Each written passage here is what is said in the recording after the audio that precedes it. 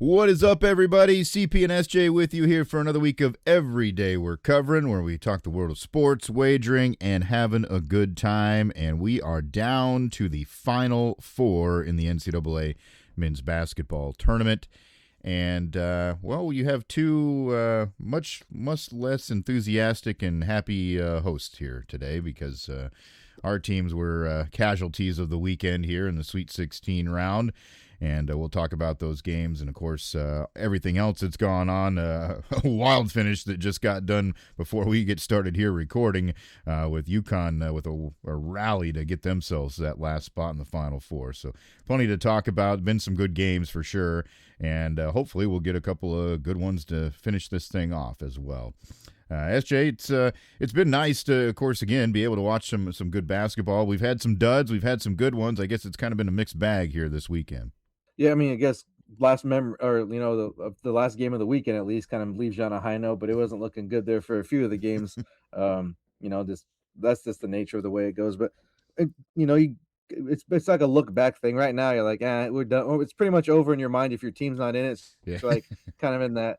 It depends on the person, but I'm sure enough are still kind of in the pissed off or disappointed mood. Yeah. Give it a few. Once the get back next weekend when the Final Four tips off, then maybe a bit kind of those memories will come back to you. I know just watching some of the pregame stuff, they've actually done a pretty good job of showing some behind the scenes stuff already, kind of leading into that, our traditional favorite of the one shiny moment, but kind of some clips that have, showing like the highs and the lows of the tournament so far. It's not the finished product, of course, but at least I saw a little bit of today on the pregame. So I guess there's still, plenty to be, that was enjoyable, but it's, takes a little bit to get your mind past the initial disappointment for some of the teams out there. Yeah, for sure. So we'll get into all of it here for you very shortly, but as we get rolling, we like to talk about what's fueling us here for the weekend, and of course, maybe what was intended to be our celebratory suds turns into the consolation suds here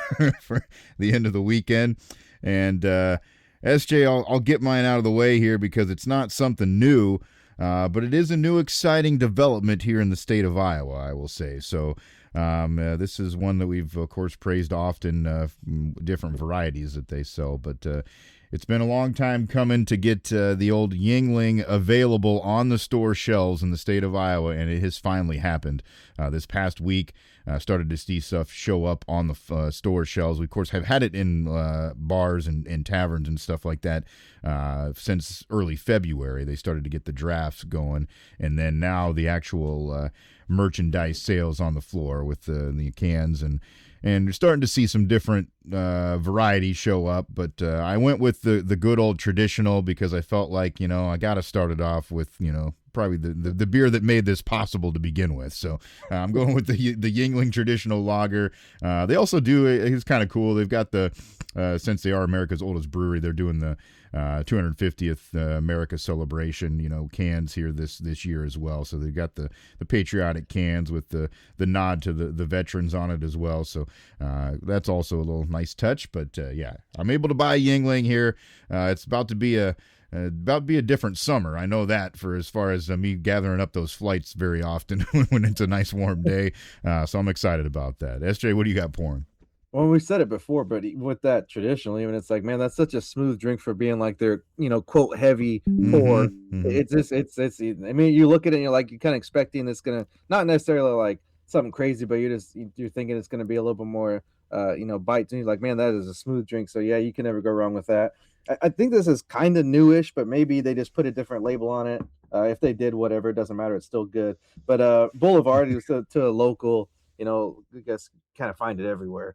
But they did I guess it's like the KC Radler for like the baseball season coming up. They're obviously like, the official craft beer of the MLB team here in town. So it says ginger lemon. So I think they've done a variety of that, but I don't know if I've had it. So either way, like it's pretty decent. They're a good summer beer. It's a nice day out, sunny, warm. So figured I'd get something a little bit more kind of that thing. And 4%, so you can probably have a good 6-pack of these and still be okay and watch the baseball or outdoor, play some throw some, cornhole, whatever you got Yeah. going on there. So it's a good beer for that. So can't go wrong with the Radler, and they do a pretty good job of that at Boulevard. Yeah, that's interesting. I'm gonna try to track that down. I don't know. I mean, like you said, I know I've had varieties of theirs that are Radler before, but I don't know. I guess that specific, flavor profile, so to speak. My wife and I are big ginger people, so I mean, I'm guarantee I probably like that. I'm gonna have to track that down. That's good stuff.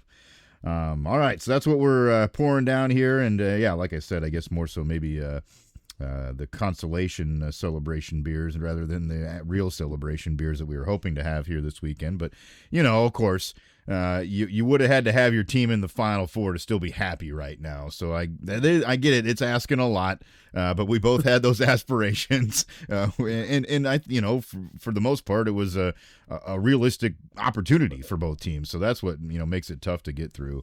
And of course, we were just talking before we got the show started too, like, the thing that always maybe even hurts the worst is if you didn't go out on the note that you thought could be the best your team could play.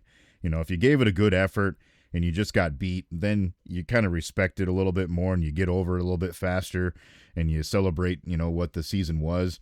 But when there's you didn't play your best and there's what ifs that are hanging in the air, then it just doesn't feel the same. And that's certainly what's going on here with both of our teams here, with Nebraska and Iowa State.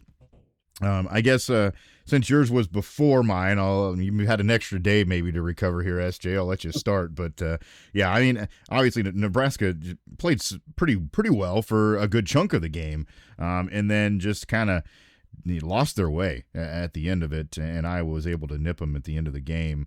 I guess your thoughts on how it played out. Yeah, I mean, you got the amazing start, 12-2, I think, just burning the nets, and it looked pretty good. And even throughout like the first half, I know. Well, I mean, they didn't lose the lead till late in the game, so I mean, they led most of the way. So it's not. I don't necessarily feel like it was, where you get hot and then you just kind of hang on for dear life, because they still did keep scoring. And that was. I know the unders was like the most popular bet everywhere, it seemed like, and I just didn't really see that, because of course it didn't end up being enough. But I mean, I was always like, I'm pretty sure, I was pretty confident, like Nebraska's hitting 70s. Whether Iowa could match it or not would have been the difference. They were able to do so, but that was to me, I was like, they're hitting 70 points. I don't really know how they're going to get there, but they're I mean, they got 71. Didn't end up being enough, like I said. But that's kind of the what you alluded to, is it's the tough mix. So especially there's a couple extra things added to that. First, I was like, the best season ever in basic essentially in Yep. school history. So you have that freaking that part of the equation. And then you also have I know they split, but a team you've beaten, beat them recently, so you feel like you can beat them. Mm-hmm. And then you kind of just went on a crazy. You're coming off like a last second thrilling victory, confidence as high as ever. And then the last thing too is you're just that I don't even though they had the lead and controlled most of that game, I still feel like they didn't play. You're never going to play perfect game in 100%. I mean, maybe here and there. Maybe Michigan's about the only team that can say from the first game last weekend through today that they've probably been maximizing and played damn near. I mean, not perfect's impossible unless I guess you could probably generalize and say, oh, that's perfect as we can play, but they're about as close to it as anybody in the tournament. Other than that, people have kind of been ups and downs, highs and lows. There's going to be runs. I mean, that's just the nature of college basketball. What thing drives me crazy, not even just with these games, but just watch these tournament games. You're just watching in general, either with or talking to people at work, or just maybe you're out somewhere watching, and and it's like, oh man, it's over. They're up by 10. It's like, bro, it's like the friggin' first half, and they've only played like 8 minutes. That doesn't mean anything. That's really just like a two. There's just so much swings of momentum. So Mm-hmm. I guess we watch a lot of different other sports and basketball. Like colleges, I don't only watch mostly one team or one conference, but still, you should watch enough if you're watching the tournament to know like that's the nature of the game. But getting back to where we started, it was a tough way to end the season. And like because like you said, it felt like it was a pretty, the path was there, especially after Illinois knocked off Houston. It's another team you've beat. You split your games with them, so you're like, man, this is a, kind of you start trying not to, because it's all one game at a time, and you see how fast it comes to an end. But you kind of in the back of your mind, you see the path. You're like, this isn't that crazy after all, because when you see the bracket, like, that's going to be tough to do, and then things start falling into place. Like, but I guess I just, it's more of a kind of a disappointing into like a really successful season, and one of the best, the best I've ever like witnessed. Because when when 91, I was like 6 and 7 years old. Yeah. I wasn't, I mean, I kind of, you cheer with your family and stuff, but I don't remember any details or players or anything like that. I just kind of hear stories and things like that. But so to me, is like probably the makes it more, because I know you've had a few experience of these runs here and late in the tournament. So, but just having that first, the big, kind of chance here to make a huge impression and kind of, set school records, which they did, but even more so. And then you don't do it when you felt like you had a really good chance. It's hard to, even good teams, it's hard to get, or not to say good teams, because this was a good team, but even programs that have historically had, successful programs, it's not, that's why getting to the Sweet 16 is kind of like the benchmark for, like, if you're like, like, oh, that was a good team. They were a Sweet 16 team, because people, put up the banners and they hang them. So they at least got that benchmark. But I mean, it's hard to do it, do it once, let alone do it again. That's the challenge. And I guess that's where you set your goals at now. But that was it seems like a long way away from another crack at it. In the initial aftermath, you're like, man, next season's a long freaking ways away. Yep. I know exactly what you mean. Yeah, and yeah, no doubt. I mean, to you monkey off the back, so to speak, for sure, to get that first tournament win, and then not only do that but build on it, and be right there, at the end of the game to win the next one too. So, yeah, hell of a season. Obviously, like I've said all along, the Iowa State fan base, I think, has a little bit of love going on there because of the Hoiberg connection, and I think time has helped heal that wound, so to speak, after he decided to leave and chase other opportunities at one point in his career. But he does have family history there too, so it's it makes a lot of sense for the decision he made. But very cool what he's been able to accomplish, and obviously with his son along with him, that's a cool story for what they were able to do. I mean, hard to say that you're not gonna, he almost put himself in legendary status with one season at a school, and that's just because of the nature of what it's been. I mean, they just haven't done it, and now you have. So, tip of the cap to him for that. Yeah, you hate to see, I think, the way that it played out at the end, for sure. Mistakes that shouldn't have been made, and opportunities missed that you thought that you could take advantage of, and just then the poor shooting kind of came at the wrong time at the end of the game too. So that sucks. On the other side too, Obviously, I think part of it too for this Iowa team is that they were kind of playing with that house money mentality. Yeah. I'm sure they were just like, hell, we're having fun. These guys didn't have any expectations coming into the season, I'm sure. And tip of the cap to Ben McCollum. I mean, the dude has done nothing but win everywhere he's been. So I can't say anything bad about what he's accomplished. What he did at Northwest Missouri State was incredible. And then, of course, you get the questions, can he do it somewhere else? And, he immediately went to Drake and had a successful year, and then got the job back to where he was born in Iowa City, and immediately set a benchmark that the only thing that I think that's tough about this for Iowa fans, if they look at it from a, forest for the trees kind of thing, you've set a benchmark that I don't know that you're going to reach right away again. I mean, that's you had one hell of a run here, but certainly that's the way you want to start building the program, no doubt. So I give them a lot of credit for what they were able to do this year. Disappointing way for Nebraska to end it, but overall a terrific season for sure to be proud of. I will say the same thing on the other side. It's hard to. Yeah, I guess I've never felt. Maybe I shouldn't say that. I probably have before, but it just seemed like with this team in this situation, it was just so different, because I honestly, from watching Iowa State basketball over the years, I feel like this was the best team that ever put the shoes on and laced them up. Just top to bottom, the way that they played, the way they played together, the different positions that they had stars at. A generational shooter, in Momcilovic, and we'll see what happens here. It's been already controversy going on with that situation after it was over, but to lose an All-American player, the first game when it didn't matter. I mean, a team that you could have sat him and beat him by 20 still, and then now he has to sit the rest of the way. And afterwards, of course, they interviewed him and asked him, and he's like, And they asked him about the situation. He's like, yeah, I was not even close to being able to play. And he said that I wasn't going to play on Sunday either because they kind of, alluded to that too. And he just, it just wasn't going to happen with health the way it was. But yeah, it's just one of those what ifs. You just don't know what would have happened because they were playing so well at the end of the season with him that's what you wonder. I mean, yeah, the game stunk against Tennessee, just the way it played out. I mean, honestly, though, the first half, I felt it was just exactly like the round before when they beat Kentucky because they played like crap, ended up being ahead by 1 in that game against Kentucky, and then went on a run and beat the crap out of them in the second half. And then on Friday, it was like, well, they played like crap. They were down by, I think, 2 at halftime. And it's like, well, I mean, we're about in the same situation as we were last time. I think we're going to get kicked in gear here, start to make some shots. And that's what you had to do. The size thing finally caught up to them. I mean, Tennessee was a big team, and they got all the rebounds. I mean, they killed Iowa State on the boards, and everybody thought that might have been a possibility, and it turned out that way.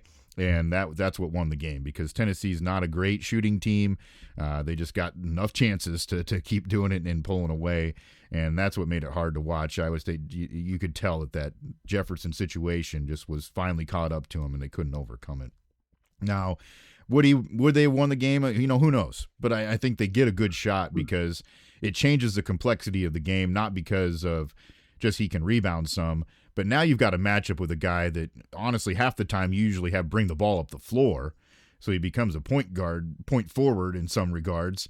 He's got that skill, and now he's going to match up against somebody that can't guard him out there. I mean, he's going to be able to take him off the dribble and get to the hoop and then be able to do some posting up. So I think that really changes the way it turns out. But again, it's just you never know the what ifs. But that next day, I just felt so bad for those guys. It's like, man, I can't imagine what they're going through right now because I think they knew it was in front of them and they knew they had a good chance to still be playing right now, and just didn't get that opportunity like they should have. Now, granted, maybe they get rim rocked by Michigan like Tennessee just did, but at least you got to that point and you felt like you put your, like you said, best foot out there. So that's how I kind of felt about it, I guess, by the end of the night.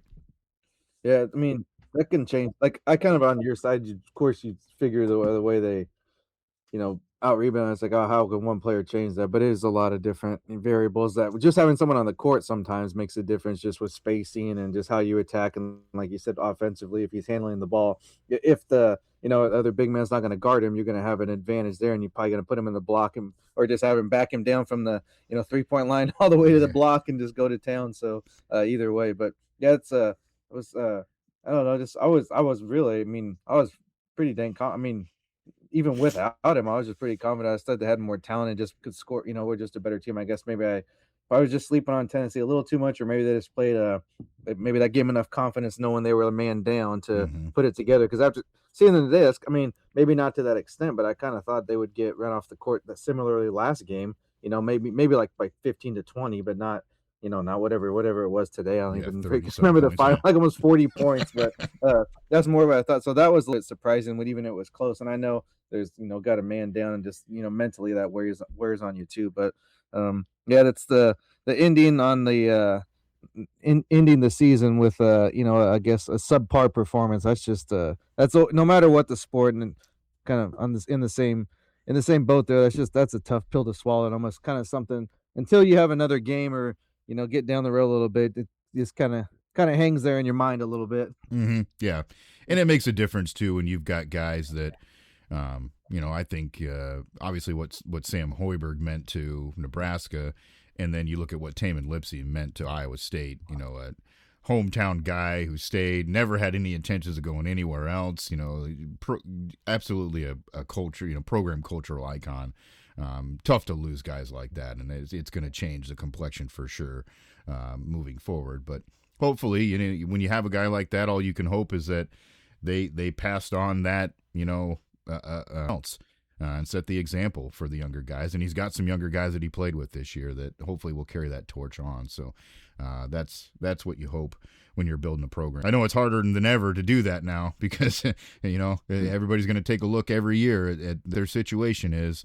But when you have guys like that, I think it maybe to convince them to follow the same path.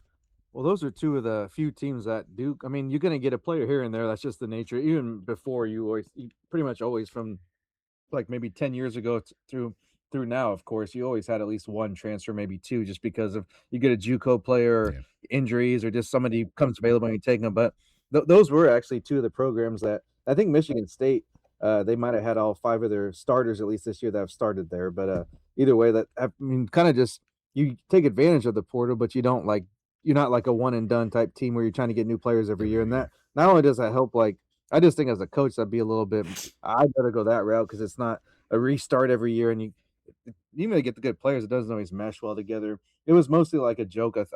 I know I don't know the person who's like a random tweet or whatever, and I know it was saying, but they said they need to get a hold of Chambliss's lawyer down in Ole Miss and see if we can get Hoiberg at least one more year of eligibility. Get a lawsuit going like all the SEC schools are doing. I know Alabama's kind of failed, so you don't want them to lawyer. But I was like, hey man, that's not the worst. You know, if that would happen, that wouldn't be the worst crime against humanity, Yeah, at least in the college game. yeah, no kidding.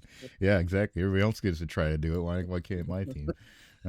Yeah, crazy stuff. But yeah, I think at the end of the day, obviously, when we get away from this a little ways, certainly for us as fans of those teams, going to be proud of what they accomplished and hopefully, what they can do moving forward. You hope that this, you always hope that a good season springboards into something else and continues on that tradition.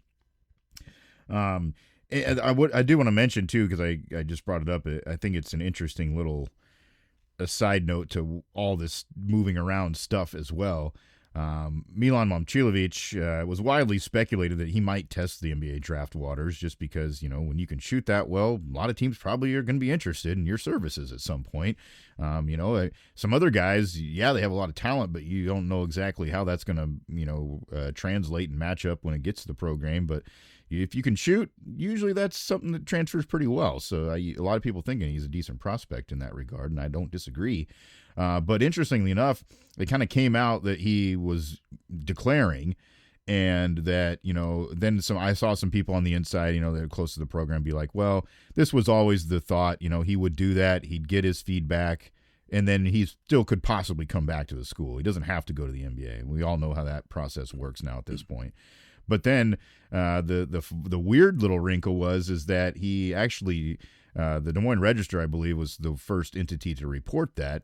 And then he sent them a text saying, that's not true. So, I mean, to me, the only reason you would do that is that you're leaning the other direction, that you're thinking about not testing the NBA draft waters. I don't know. I mean, unless he's just mad that it's not on his terms that he didn't say it, but interesting. And then that's another part of this deal too. We all know how this media cycle works now. Everybody wants to be Adam Schefter and be the one to win. But yeah, I mean, you got to get stuff right too at the same time to be fair to these guys.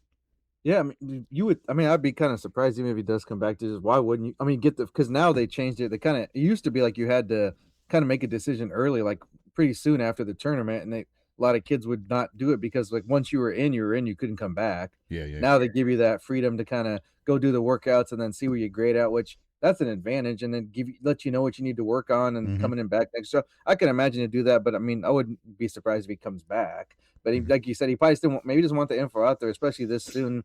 Yeah, funny you brought that up because I had this guy blocked, so for good reason. I just came up because I was like, "What is?" Because it's like it's someone's like quote tweeting them, and then you have to like click to view because it's like this is my account you muted or blocked, whatever it said, one or the other. But I guess right after the game, this doofus asked Frager and Sanford if they're coming back. It's like literally right after the game, like in the post game locker room. Like even if they I guarantee they haven't even decided yet. Which from most people think it's probably a good chance that they do. Sanford would probably be like an NBA thing too, but I think he probably needs a little more work just size wise because he's gonna beef up a little bit. But I'm just like even if they do end up leaving, whatever the case may be, like I don't think the decision's made before you played in the Sweet 16. Like they're planning on playing another game before that game starts. So they're not like looking at like, what am I doing? Just, like that type of stuff. That's, the Schefter stuff you brought up. It's like, dude, come on, man. Yeah, see, it does seem like there's always, at this point, there's always somebody, it seems like, that brings it up. Or at least asks about, like, what do you think about next year with these guys coming out? Like, even those questions, they don't want to, you're not thinking about that. I mean, that's not your priority. And even if you have thought about it, that's not the moment you want to sit and discuss it. Like it just obviously we don't want to talk about anything for the most part, but I don't know. I do. It's been interesting because that's another side of it, I guess, that I appreciate some of these guys, like the Jefferson situation. The guy handled it just incredibly well. Like of course, every day he's being asked about, oh, how you feeling? He did what he could. I mean, he's going to say what he can, and of course, the coaching staff doesn't want him to say, oh, I'm screwed. Like I know I can't play, because you want the other team to believe that there's a possibility that you can play just strategy wise. But I thought he was awesome throughout. He did get emotional after the last game, and rightfully so. He just basically said, I hate that I didn't get that opportunity to go battle with my guys one last time, and that's hard to take. And he's like, yeah, I'm gonna live with that what if forever. I always will. I'll think about it. But handled it well, and I think that's sometimes we forget that these. I mean, yes, they are making a lot of money now, and they have to. That this is part of the gig, like that you have to be there and be available and answer the questions, and it's kind of your job, so to speak, now. Always has been, but now we've got it real where you're getting some money for it. So I think that's part of the requirement, but at the same time, these are still 18, 19, 20, well, in some cases now 26-year-old guys, unfortunately, that are talking about this. So it's not easy for them either, and I appreciate when guys do it the right way and handle it well too. I mean, you're gonna want to watch the team, watch the games, and be out there with you. But man, that'd be hard. I'd literally just like, he had that little whatever you call him, the little one-leg scooter things. Mm-hmm. I'd literally wheel out like right at tip off, because I'm like, I would want to watch the game with them and be support him, but I'd be like, I couldn't. It'd be hard to handle all the rest of it, because I don't know how you couldn't be. I mean, you just be. I mean, I guess everyone does emotions differently, but I'd just be pissed off as all could be. Like, there's no way you couldn't even. And that's from not even playing in games, let alone being a part of it. I can't imagine that would be a tough thing to deal with. Be a lot of cold drinks I'd be ingesting. Yeah, no, for sure, no doubt. Trying to forget about your situation. Yeah, that's tough. All right, so that's a little bit on our two teams and how it ended there in the round of 16. Of course, we'll go backwards here just a little bit, talk about some of those, maybe the highlight games. We're not going to go through everything, obviously, but Sweet 16 and just highlighting some of our picks as well. Really, that first night, I kind of stunk, and I'll admit I was one of those ding-dongs that thought the Iowa-Nebraska game might stay under the under.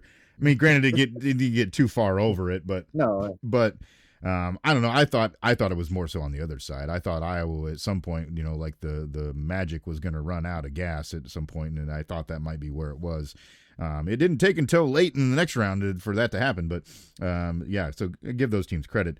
I was, and then some of the big numbers too. It's like, damn it, I should have, you should have known, I guess, but.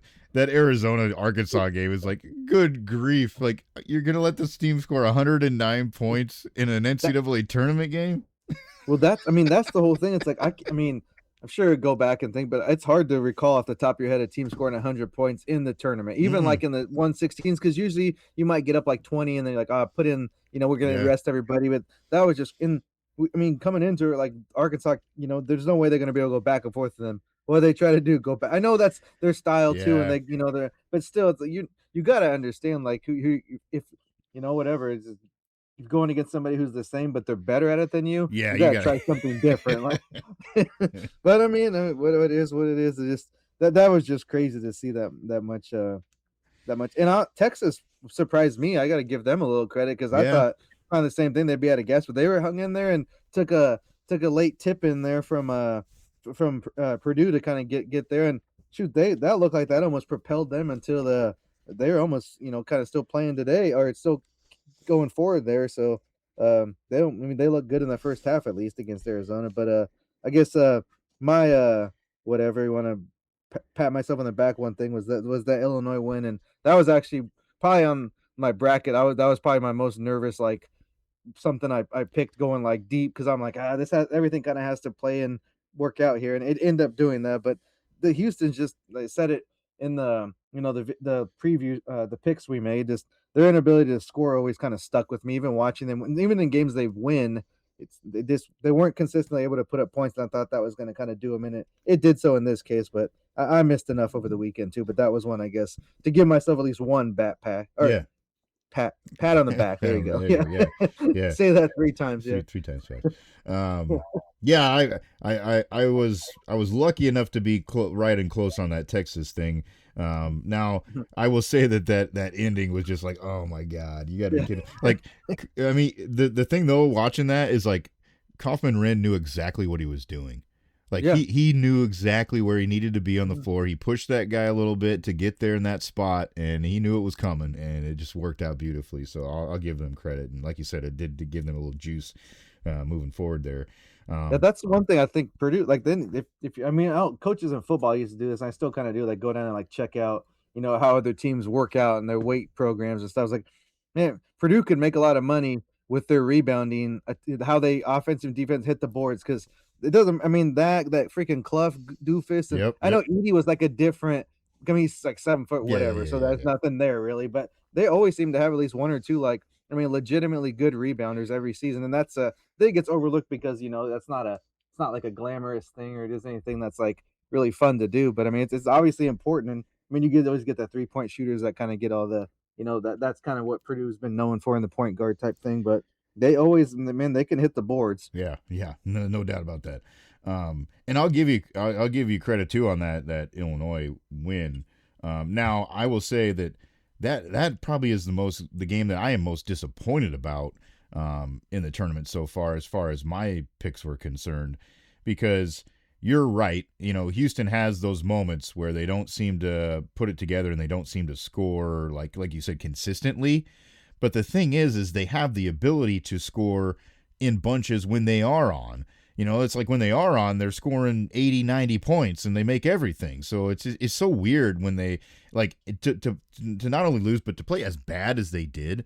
Like that first half, it was like, holy crap, can this go any worse for this team? They were missing everything. And it's like, and the ones that I expected to kind of like pull them up out of it, Flemings, he just kind of disappeared for a while. Sharp, he the one thing about him that always annoys me is his shooting style is a little goofy. Like he's got that kickback, like he wants to like fade away half the time, and it's like, God, just shoot the ball right. But man, when he's on, he makes everything. But then he missed a bunch there, so that was disappointing.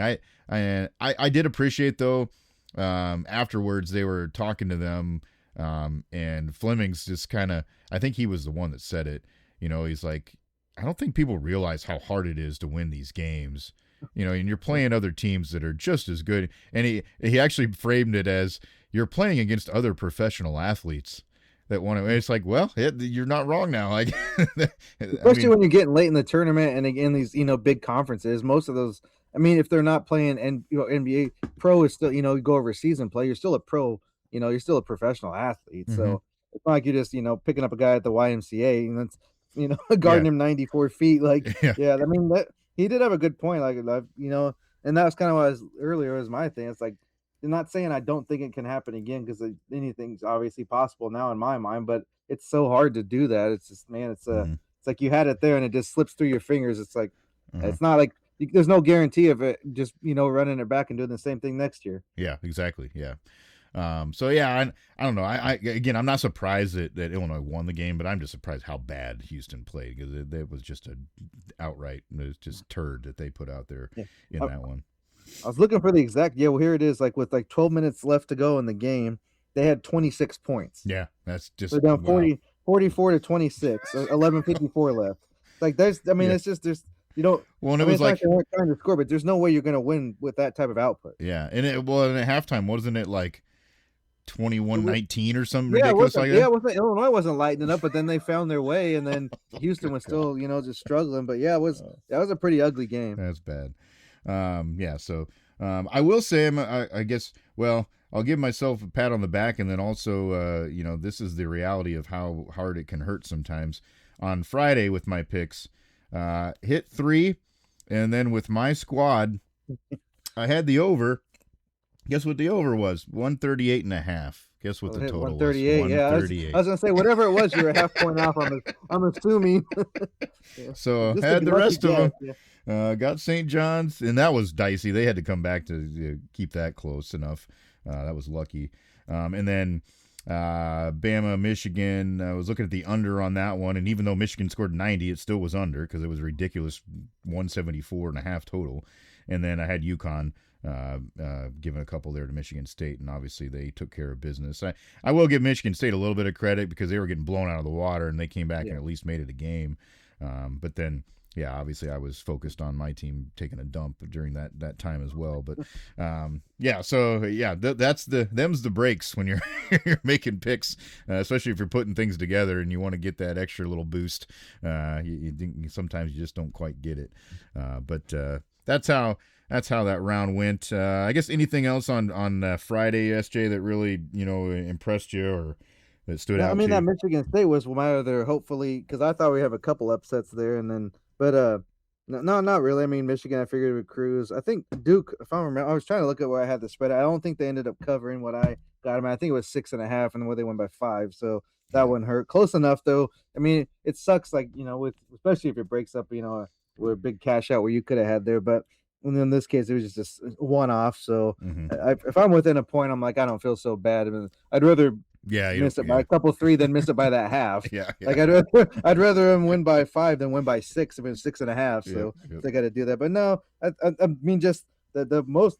I mean, not to bring it up again, just like I still couldn't.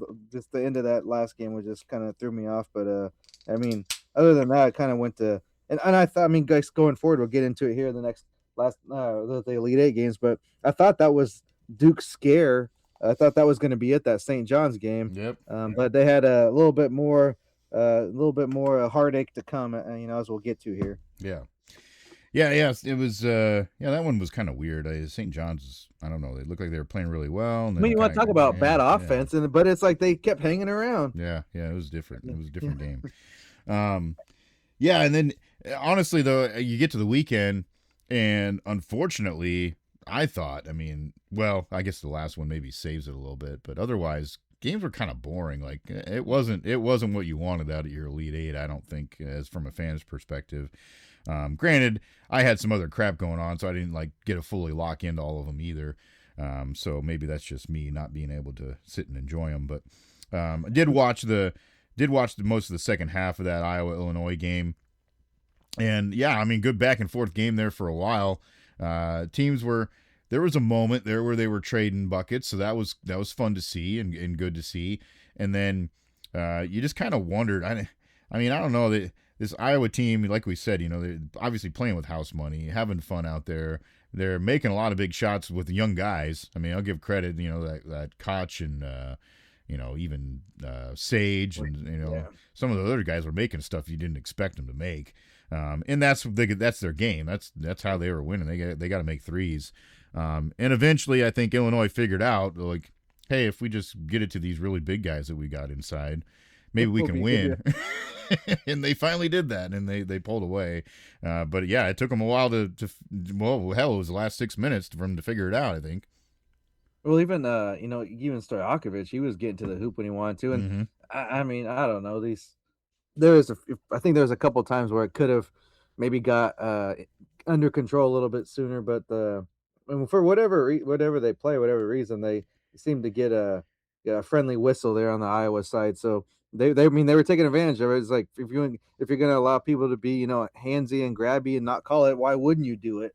I mean, I think what caught up to them is just the 3-pointers. Like, yeah, when you make them, it's it's hard to beat, but that's kind of most of your offense is tough. And then also just relying on one guy so much. Like, I know he's kind of he's proved himself to be a legitimate Division I point guard, but it's like, I mean, God, you gotta, I don't know, that's a lot of that's asking a lot of any player. So it's just tough to do when you and when you're playing that amount of minutes. To me, that's more what stands out. It's like he has the ability, obviously, to score and run the offense and kind of get everybody in the right spot. But that, I mean, even for someone in shape and young and all that stuff, that's a lot of miles and a lot of minutes over the course of a season. And eventually, and he kind of saw it. I think the last 2 games, he definitely, I think it kind of found his legs again. But it did seem like to start the tournament, he was a little bit just, I mean, first thing when you start missing short and your jumper's off, it's it's usually because you kind of got dead legs running around there. But Yeah. yeah, that was, I mean, watching the game, I was like, dude, if they just go inside,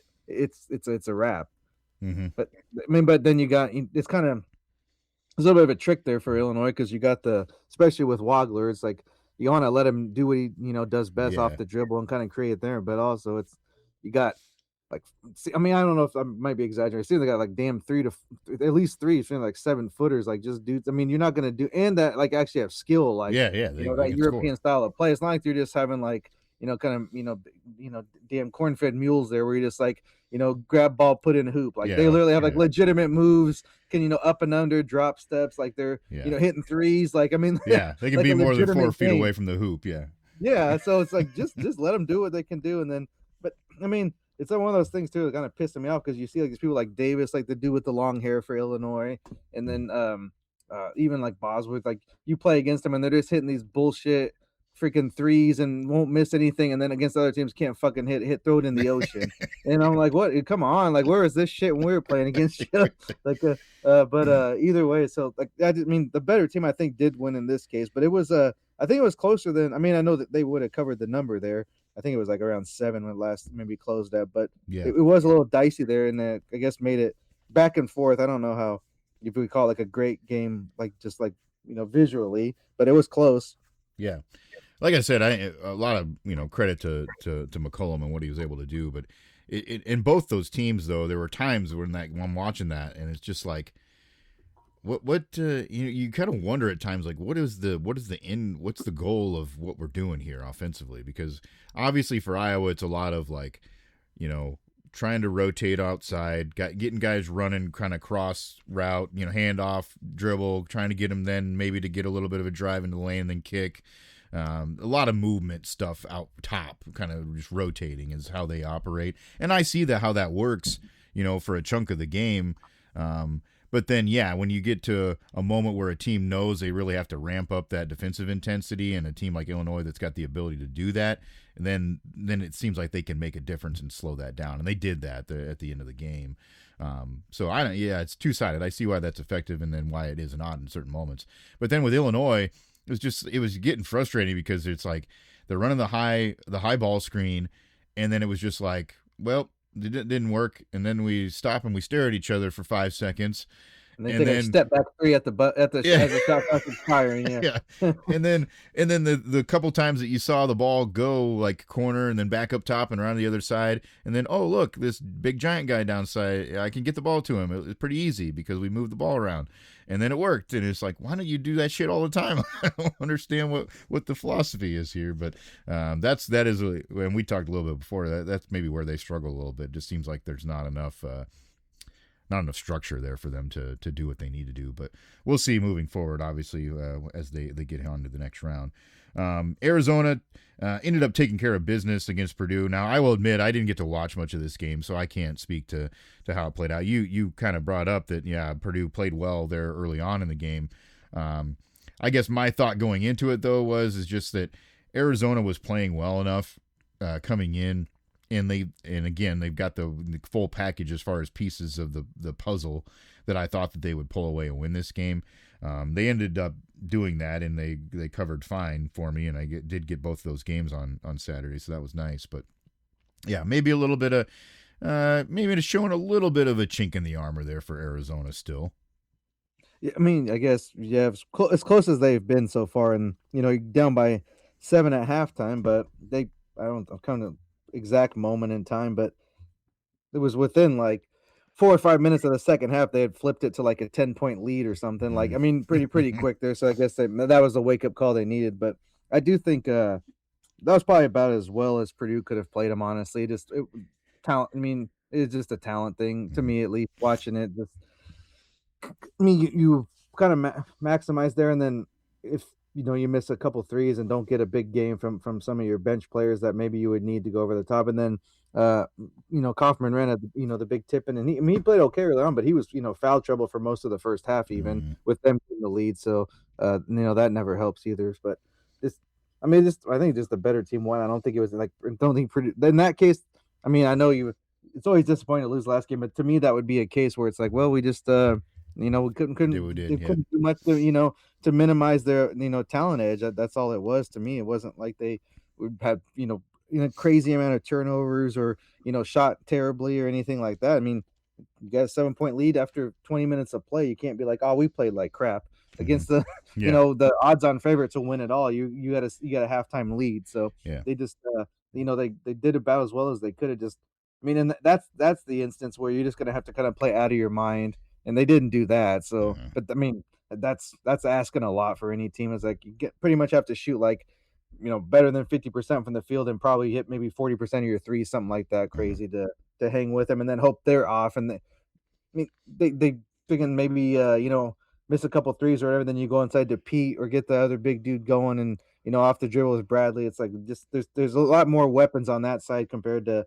because even I mean, Smith was hitting threes and going off the dribble and pulling up in jumpers for Purdue, and he doesn't really shoot three. I mean, he can, obviously, he's a great player, but he doesn't even usually look to score. yeah, that's not his game. So Yeah. that kind of shows you how, kind of how they felt. It's like we need some points from you today because I mean, just what he just took over, set this NCAA record right for assists in a Yeah, career. yeah, yeah. So Hmm. that kind of tells you he's not looking for a shot most cases, but that Hmm. that shows you that they felt like we really need some points from everybody's got to get on the board tonight if we want to hang with these guys. Yeah, yeah. I mean, yeah, he had a hell of a game. 13, 5, and 7. I mean, that's Right. that's a good night. But on the other side, I was looking at those numbers too afterwards, and it's like that's exactly why Arizona's so tough. Four of their starters finished in double figures. Pete finally has the game that you've been waiting for him to have. He has 20 because he's been pretty quiet, honestly, lately, late in the season. But then the other guy who doesn't finish in double figures with Krivas, he's got 12 rebounds. So, that's just how tough they are. Like, they've got guys, like I said, all over the floor that can do different things, and that's what makes them so hard to beat. So it's going to be interesting. I think we got a good one brewing, I guess we'll say, here in the Final Four, because moving on to Sunday, as a fan of the team that lost to the one, it's like you feel two ways. You feel two ways about it. You're like, well, maybe we saved ourselves an ass beating, but also we could have put up a fight. Like, what You the would hell are think you so, doing? yeah, or at least better than what 33 is that what? Yeah, it looks yeah, 95 33-point loss. 62, yeah, 33-point loss in the Elite Eight. That's that. I mean, yeah, okay, you can lose to a team like that any point in the season. It's like, yeah, well, what it happens. But in that moment, like, come on. I mean, and I guess I should have known.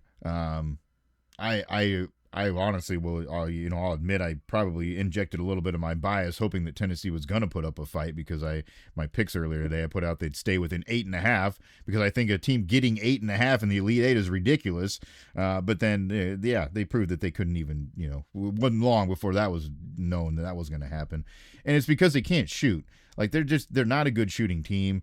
They've got a lot of big guys. They can rebound the hell out of the ball sometimes, but Michigan found a way to make that, kind of mute their beginning. They were at least keeping it level playing field as far as rebounding is concerned, and then you're done with Tennessee. Like they got to get their second chances, and didn't have none of that. And of course, Michigan's got the guys. Like Landeborg is just such a tough matchup for anybody. They're playing really well right now. Because I look at it now. Yeah, they even 42-42 rebounds in the game. So there you go.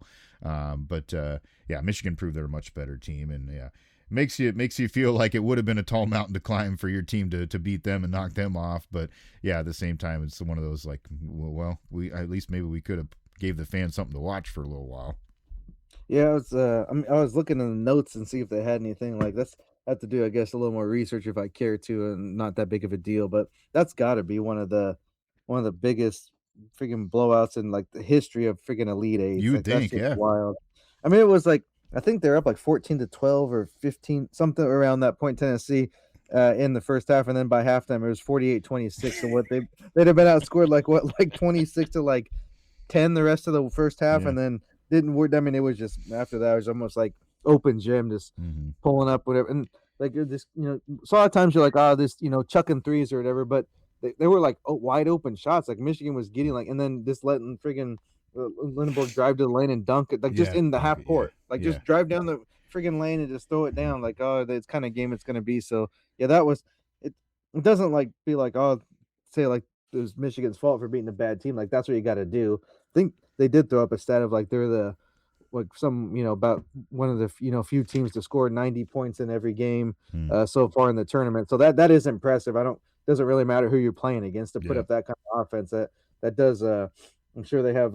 If they didn't, which I'm pretty sure they already did, but that's got Arizona's attention. So that's going to be a that's going to be a hell of a matchup. That's we were talking before. It's like that's something where you wish it'd be like a reseeding type of thing where they could do it so that way Arizona and Michigan could potentially meet in the finals. But then if you do that, watch one of them end up getting beat and then Yeah. you don't get it. You don't get it. Yeah. So Yeah. Yeah. just let it play out the way it is. That's not going to happen. It's not that type of thing. But yeah, that was I mean, I guess had it on because there was nothing else to really watch. But that wasn't that. I think I had to have at least taken a couple like at least 2 or 3 5-minute naps in between. I mean, not even Yeah. intentionally. It's like Yeah. wake up, you're like, oh, there's this. Oh shit. Yeah. What's the score now? You just doze off. You're like, good God, this is awful. And Yeah. hoping the next game's better. And the next game at least ended up being better. Yeah. Yeah.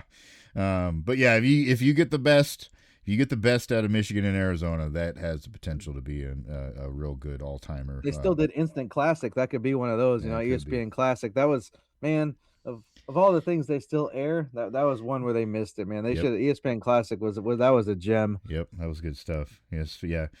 So yeah, especially when you woke up the next day and it was on again, like, oh yeah, I remember this. Might be late for school today. But yeah, that leads us to the last one, which turned into a wild affair. I'll admit, like, so we've been traveling for some stuff this weekend, so we were driving a good chunk of the day to get back home today. So when I got home, I was just like beat tired, So I'm like, I'm gonna try to watch a little bit, but like I passed out. I had to catch up a little bit, get a little restoration.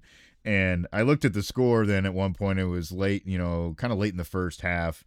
And it was like, oh, Jesus, here we go. Duke's going to, take care of business. No problem. 44-29 at halftime. And then, lo and behold, UConn comes chipping away and gets themselves at least in a situation where it's possible, and then kind of turned the impossible into the possible at the end of the game with the way it played out. A lot of people are going to be talking about the way this game finished, and I guess the decision making along the way, also. But it's just one of those wild. You always get some of these wild finishes where it's just kind of like unexplainable, something you couldn't expect to happen. We've seen it before in the past with some of the how the.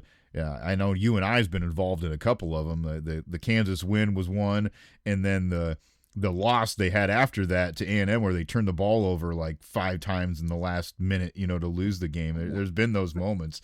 So it's like, how can this even be possible? But it ends up being possible here at the end.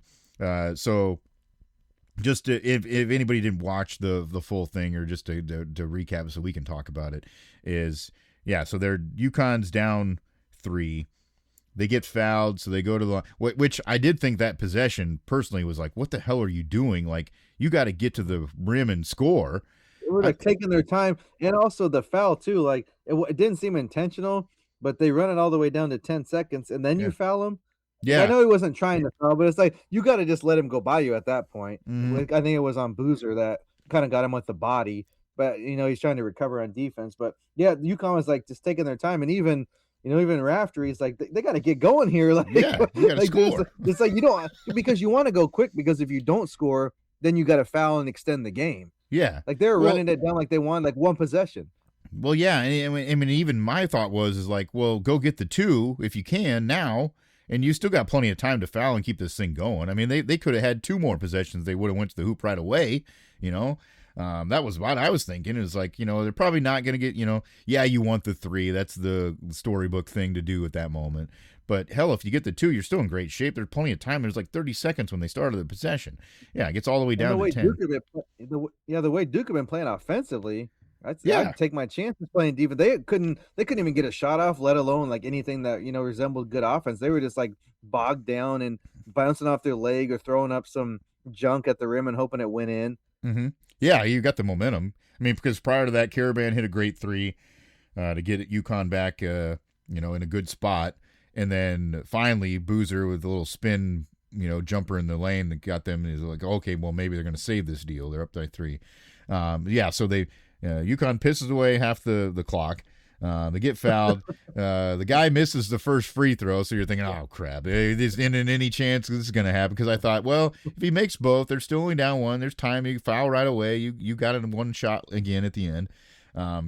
So then you're thinking like, well, crap. Now what? I mean, I guess you still make it, like and don't try to do anything crazy like with the intentional misses that nobody ever does right, anyways. So he makes it. So then they're guarding, and then it's like almost like disaster because you're thinking you got to foul. Like they're trying like crazy to foul, and Duke's doing a great job of passing the ball around the first 3 passes they had. But then Boozer turns on the last one and tries to throw it down the court, and 2 guys had just like perfectly timed their jumps to get a finger on the ball and knock it loose. And then they had enough time to do a little give and give back with Caravan and the kid that made it. Hell, I don't Humphrey. Yeah, Humphreys, I think is his last name. Knocks down this incredibly long 3, put him up 1, and it's just like pandemonium. You're like, what in the hell just happened? It was certainly one of those raftery onions moments. And it was a hell of a deal. Duke had one last chance to heave it down the floor, but you knew that 0.4 of a second, pretty much impossible to do anything other than swat at it and hope it goes in. Wild finish. UConn survives somehow. They get to their third Final Four in 3 or 4 years, which is just nuts, incredible. Here they are again in that situation. But I think a lot of people feeling like, boy, it's another one of those Duke choke jobs, so to speak, with the way that the game started. There was that freaking freshman on top of everything, but the thing that I guess a couple of things that just caught me is like, see all this, not this exact way play out, but how many buzzer beaters or crazy shots do you see? Like it's just part of like the freaking it's like.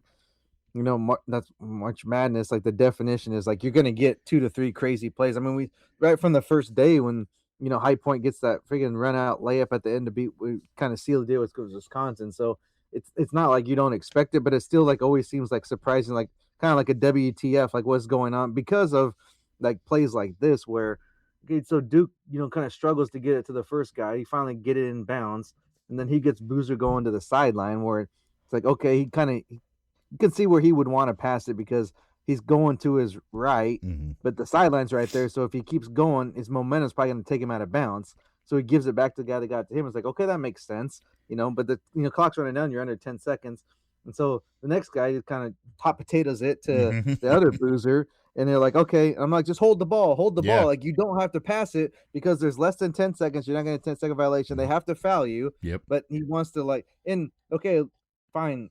That would be your first thing, but let's say you don't think that and like you're panicking. Of course, obviously that's what's happening. Like, what do I do? What do I do? So if you want to throw it down court, dude, you're trying to hit that. Most of the arenas have the big hang down scoreboards. Yeah, I know the one in Houston went out during the game, but to aim for that, throw it as high as you can because by the time it comes, you're not going to hit it obviously, and by the time it comes down, the game's going to be over. Yep.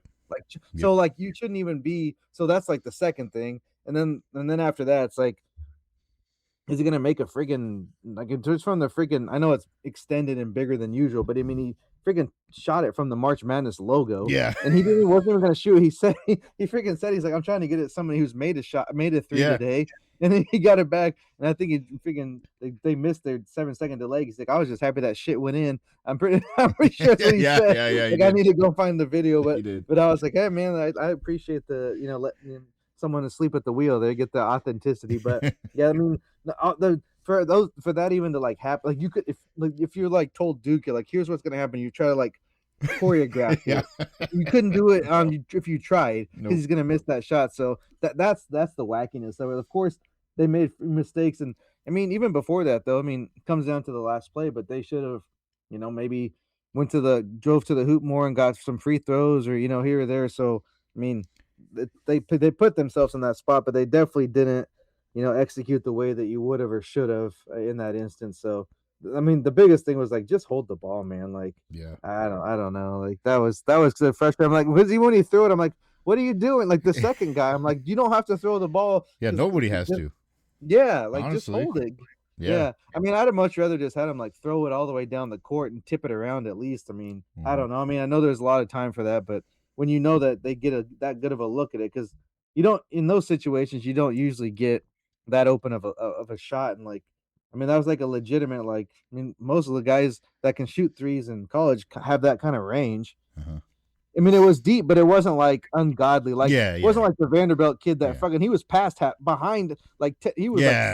60 That's feet three-quarters away, court. and Yeah, almost, so you'll give that one up. yeah. But like this is like he shot it like a jump shot. Uh-huh. Yeah, It wasn't like he was he was running and chucked it up. yeah, Yeah, yeah. Well, and he had time to kind of like step into it, like that perfect right. momentum Yeah, you his need. legs Yeah. under him. Yeah. Yeah, it was I mean, it set up exactly the way they needed it to. Like and you're yeah, and I did say Braylon Mullins is a kid's name. I said it wrong, but he dumped it He over knows to who he is. Yeah, he knows who he is. He said he dumped it over to Caravan because obviously he just hit the shot and he's been there. It's the dude you want to have the ball, and he's like, well, yeah, he just gave it back to me. So I'm like, well, it's only 3 seconds. I got to shoot it. Like, and yeah, give him credit. Pretty wild too that they add on to that the kids from Indy. They recruited him, telling, "Oh, we're going to go back to Indy with you to the Final Four," and of course they do. So that was pretty wild. Of course, goofy, goofy coach Hurley has to bring that up afterwards too. Well, hey, you know what though? I did notice, and I can only go off of what I saw on TV, so I'm sure it wasn't the case in the arena. But hey, maybe take notes here, buddy. Like from what I saw of him during those last 2 minutes, he actually was kind of calm. Yeah, yeah.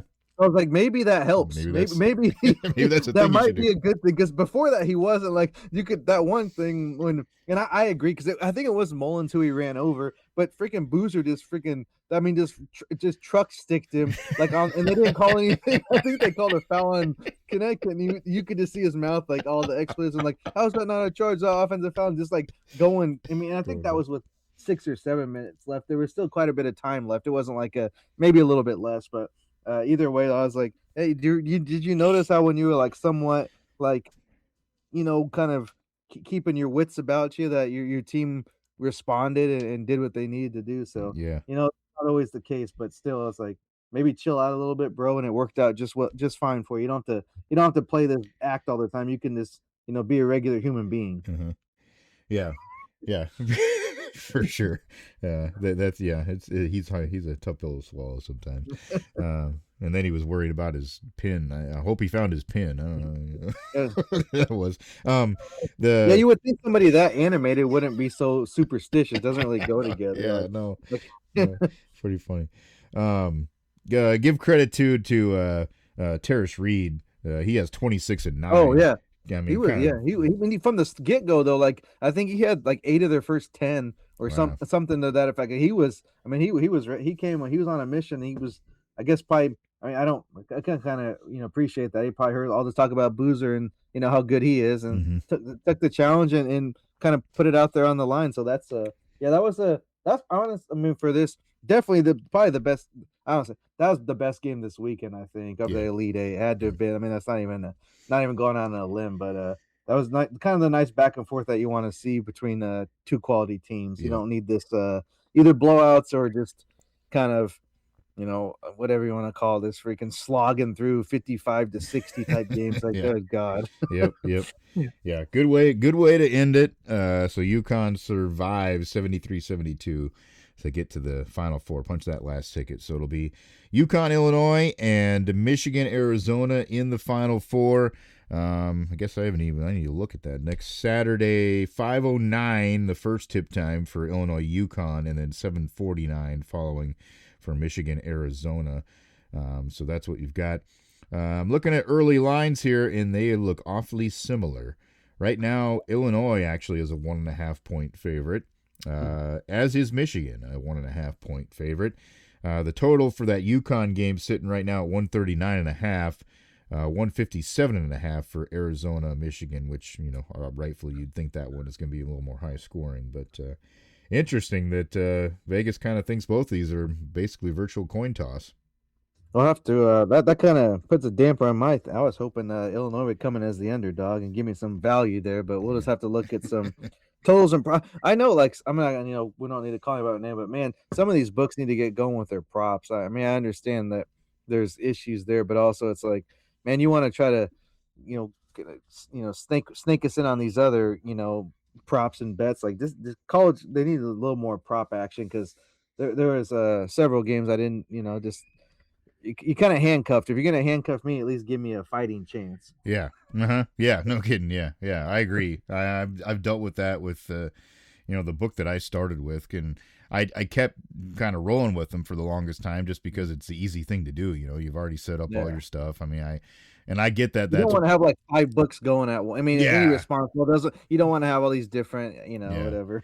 Well, and I think that's obviously I'm not dumb. I know that's part of the reason why you get hammered so hard with the advertising when they open is because they want to be the one that gets their hooks into you first because they know Yeah. that that's the natural, human idea is like, well, it's kind of pain in the ass to do this. I'm going to stick with it, whatever. So I did that. I admittedly now I have 2 accounts because I did finally switch to another because I just got tired of like, there's nothing here. Like you're giving me. I mean the basics, yeah, and I did like the way it was laid out, and it was easy to, for the most part, to A to good user navigate. function and stuff. Yeah. But yeah, you're not giving me other stuff that I want to look at, so I'm gonna go find something else that will give me a little bit of that at least. But even then, yeah, there's still some of those scenarios where it's like, okay, that you would think that this is a pretty easy thing for me to think that I should find, and I'm not even talking like getting ridiculous crazy. Yeah. We even talked about that I think during the during the conference tournament runs where it's like, why can't you give me updated odds of who's going to win the tournament as it goes on? We didn't get that. So it's just, I don't know. Sometimes it's weird what we pick and choose, like we can argue about if this guy's going to run for a half more yard, but we can't decide who's going to win an entire tournament. Like, I don't get it sometimes. The threes is a prop I really enjoy in basketball and had some pretty good success with. Number of threes or just 2+, 3+, whatever, over unders either way, or even just assists and rebounds too. I like doing the stat props, and a lot of books, especially with college, don't even offer those at all. And then you get to the things where it's like, will this game go to overtime? And it's just like yes, and Yeah. that's it. There's Yeah. no yes Yeah. or no. No. Yeah. It's just yes. Just It's yes. like, Yeah. but then that's what I mean by the handcuff thing. It's like, come on. And some of the, I'll have, you know, so I probably have, I don't active. I have just one, but I mean, I have, I've signed up for, I guess I technically have an account for all, of them, but I only have one with an active balance in it. Okay. Gotcha.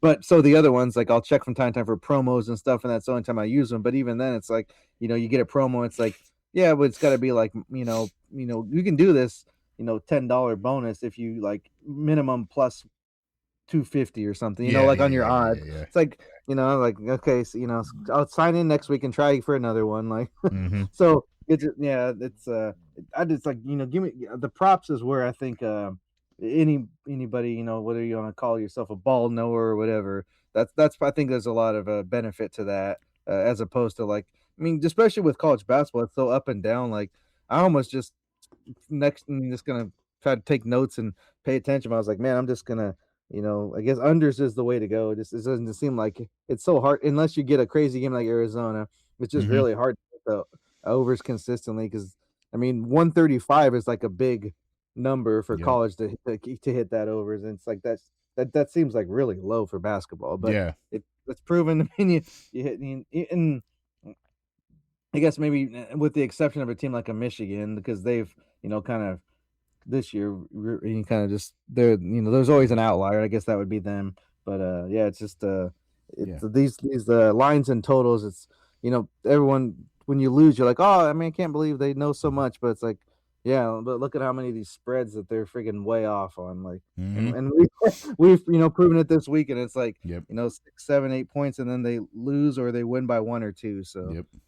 college is just Or it's lose by college 30. basketball is a different beast compared to even just football. Yeah. Like it's just Yeah. there's the consistency is just, and I guess that just more speaks to like the game itself. It's pretty, it's a lot harder than you think to put that ball through that net. Yep. Yeah. Yeah. It's hard to be consistent and it's hard to do what people expect you to do, I guess, all the time is what we're kind of getting at here.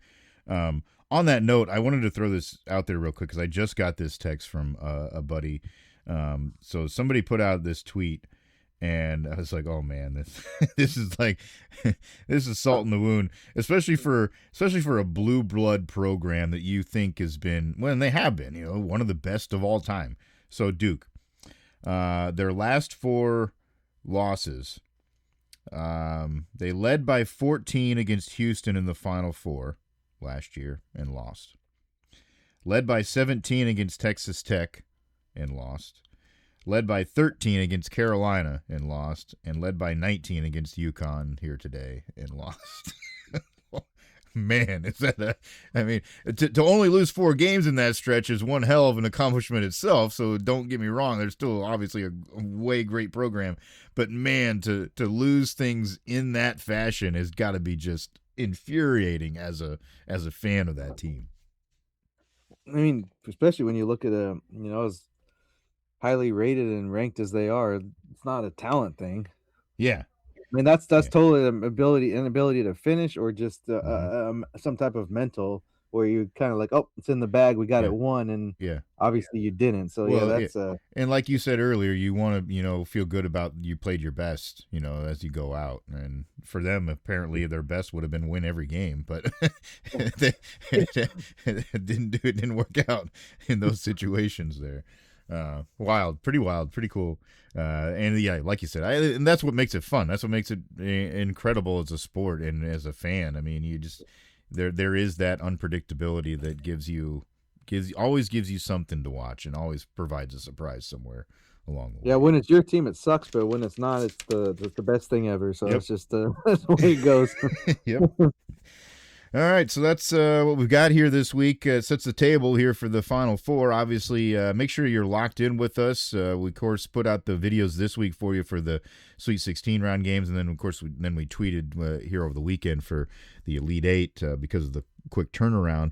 But we'll certainly now probably have the time to get your analysis on both these scenarios with the Saturday Final Four and then the Monday Championship. So make sure you're locked into the YouTube channel. Every day we're covering. Like, subscribe, get the notifications with those picks videos out there for you. And, of course, stay with us on social media. We'll always have those picks shared there for you in one fashion or another, whether it be we're sharing the video or we're sharing our graphics, picks straight up there for you. At SJMBets, at Cherokee CP. Those are the 2 handles, so make sure you're following along. And then feel free to interact with us if, you've got a thought on how you think things are going to go. You got a great pick. You found a book that gave you great odds, didn't give you a shitty promo. We'd love to hear about that. You got a great beer to try. Of course, we're always up for that. So hit us up and let us know there. And then if you want to, of course, keep following along and listening, we'd certainly appreciate that. And then share it with your friends. Every day we're covering, available on all the major podcast platforms. Host happens to be at Spotify, but we're available everywhere. Just search up the name and you will find us.